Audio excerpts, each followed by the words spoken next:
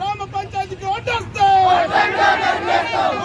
ఆదివాసుల ఐక్యత, ఆదివాసుల ఐక్యత.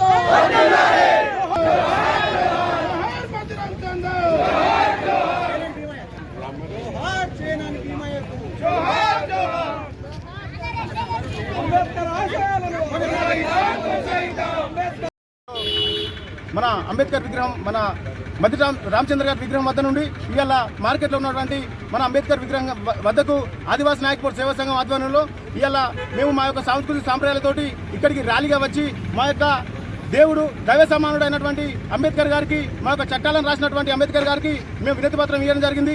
ఆయన రాసినటువంటి చట్టమే 1/70 యాక్ట్ చట్టం. ఆనాడు 6th షెడ్యూల్ 5th షెడ్యూల్ భూభాగం ఒక ప్రాంతంగా ఏర్పాటు చేసి ఆనాడు జైపాల్ సింగ్ ముండా మరియు అంబేద్కర్ గారి ఏదైతే అంబేద్కర్ రాజ్యాంగం రాసినారో ఆ రాజ్యాంగం పొందుపరిచినటువంటి ప్రాంతం మన్నవారి ప్రాంతం. ఇవాళ ఈ మన్నవారి ప్రాంతంలో గత 30 సంవత్సరాల నుంచి ఎన్నికలు జరగడం లేదు. ఎందుకు జరగలేదా అని చెప్పి మన సోదరులు ఒక 8 నెలల కిందట ఒక హైకోర్టును ఆశ్రయిస్తే ఆ హైకోర్టు ఏదైతే మన్నవారి పట్టణానికి ఖచ్చితంగా ఎలక్షన్ జరగాలి, మన్నవారి పట్టణంలో అభివృద్ధి ఖచ్చితంగా జరగాలని చెప్పి ఇవాళ మనలు హైకోర్టు మా వైపునకు 100% ఇక్కడ ఏది నివేదిక ఇవ్వండి కలెక్టర్ గారు అని చెప్తే అక్కడ నుంచి నివేదిక మన హైకోర్టుకు పంపడం జరిగింది. దాంట్లో ఖచ్చితంగా మన మన్నవారి పట్టణానికి ఎలక్షన్ జరుగుతుందని చెప్పి మాకు విశ్వాసమైన ఉన్నది. కాబట్టి దీనికి మేము ఏం చేస్తామంటే గత కొన్ని రోజులుగా ఒక జేఏసీ అనేది ఫామ్ చేసి, మున్సిపల్ జేఏసీ అని ఫామ్ చేసి ఆ సోదరులు అంతా వలసవాదులే, ఇక్కడికి వచ్చిన వాళ్ళే, సింగరేణి ఉద్యోగరీత్యా వలసవాదులే. కానీ ఇవాళ ఆ సోదరులు ఏం చేస్తారంటే మా యొక్క 30 సంవత్సరాల నుంచి ఈ ప్రాంతంలో ఎంతోమంది బిజినెస్ చేసుకుంటూ ఎంతోమంది మా సోదర భావంతో అందరం కలిసిమెలిసి ఉన్నాం.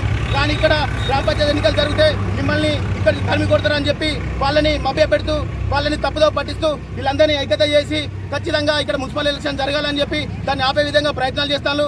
ఏదైతే మేము ఒకటే చెప్పదలుచుకున్నాం, ఈ యొక్క మున్సిపల్ చేసి అనే పదాన్ని విరమించుకొని ఖచ్చితంగా మేము ఏదైతే గ్రామ పంచాయతీ ఎన్నికల కోసం ప్రయత్నం చేస్తున్నామో ఖచ్చితంగా దానికి మద్దతు ఇవ్వాల్సిందిగా కోరుతా ఉన్నాం. ఆదివాసీ చట్టాలను అనగదొక్కే ప్రయత్నం చేస్తున్నారు.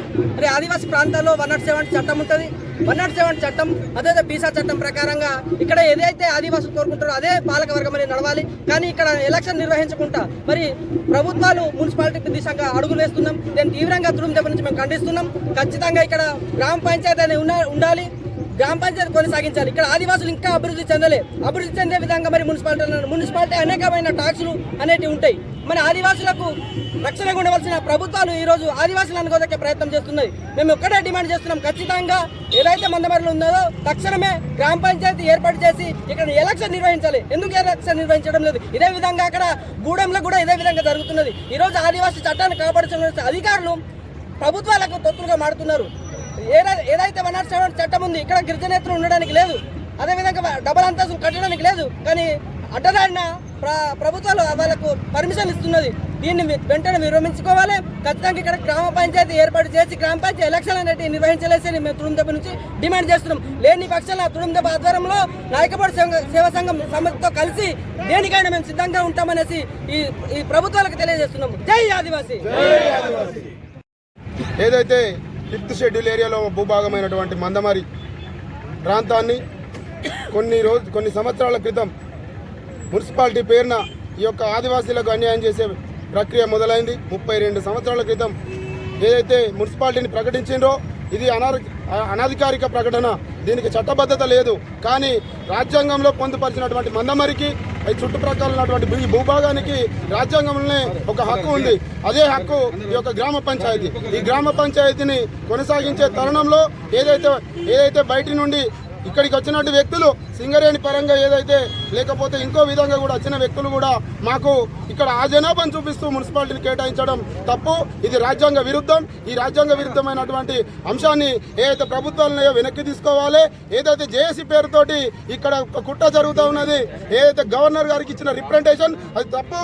ఈ ప్రభుత్వానికి ఏజెంట్ అయినటువంటి గవర్నర్ గారికి మీరు ఇస్తే అది అక్కడనే పడేసి ఉంటే తప్ప మీరు ఏదైతే మా మీద విజయం సాధించినట్లు ఇక్కడ ప్రజలను మధ్య పెడతా ఉన్నారు. అది చాలా తప్పు.